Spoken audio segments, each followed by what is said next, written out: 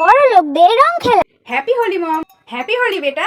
দাঁড়াও দাঁড়াও দাঁড়াও, আমি তোমাকে একটু আবির মাখাই। মম, আমি তাহলে ফ্রেন্ডদের সাথে হোলি খেলতে যাচ্ছি, ঠিক আছে? আরে দাঁড়াও দাঁড়াও দাঁড়াও, বেটা তুমি কি এই ড্রেসটা পরে হোলি খেলতে যাবে? হ্যাঁ, কেন মম?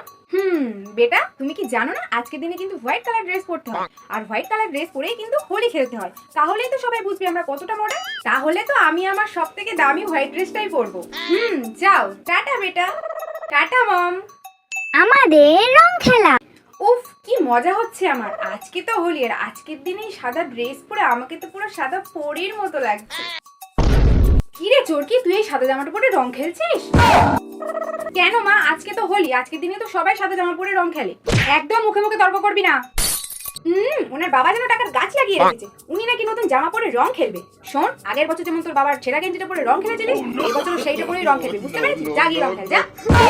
প্রতি বছরই আমাকে ওই বাবার ছেঁড়া গেঞ্জিটা পরে রং খেলতে হয়। খেলবো না আমি রং।